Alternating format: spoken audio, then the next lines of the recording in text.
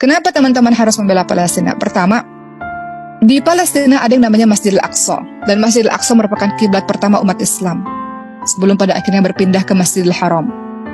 Kemudian yang kedua, termasuk masjid kedua yang dibangun, masjid tertua setelah Masjidil Haram adalah Masjidil Aqsa. Kemudian teman-teman, berikutnya kenapa kita harus membela setelah memperhatikan sejarah tadi, dan kenapa kita harus membela Palestina, teman-teman semua? Karena salah satunya adalah Masjidil Aqsa adalah titik akhir perjalanan Isra dan titik awal perjalanan Mi'raj Nabi Muhammad SAW. Kemudian yang keempat, kenapa teman-teman harus mencintai Palestina, harus membela Palestina? Palestina adalah negerinya para nabi dan rasul.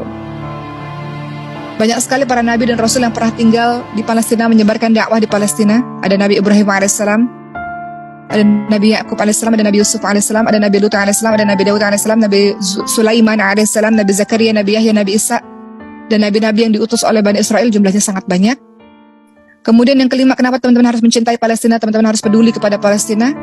Di kota Palestina itu adalah sebuah tempat yang nantinya dikumpulkan seluruh manusia menjelang hari kiamat yang masih hidup pada masa itu.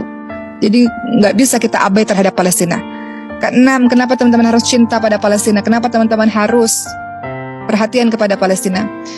Karena di sanalah nanti Dajjal akan terbunuh di tangannya Nabi Isa alaihissalam di akhir menjelang hari kiamat nanti. Di sanalah Dajjal akan dibunuh di tangannya Nabi Isa alaihissalam. Ketujuh, kenapa teman-teman harus cinta kepada Palestina? Walaupun mungkin kita berada sangat jauh di Indonesia ini, tapi harus ada perhatian kepada Palestina. Palestina adalah negeri Syam yang didoakan oleh Rasulullah SAW. Apa kata Rasulullah SAW? Allahumma barik lana fi Syamina wa fi Yamanina. Ya Allah, berkahilah negeri Syam dan Yaman. Jadi Palestina adalah bagian dari negeri Syam yang selalu didoakan oleh Rasulullah SAW. Bagaimana mungkin ada seorang Muslim yang tidak mau peduli, tidak mau cinta, tidak mau memberikan perhatian kepada Palestina, sementara sejarah yang begitu panjang yang ada di bumi Palestina.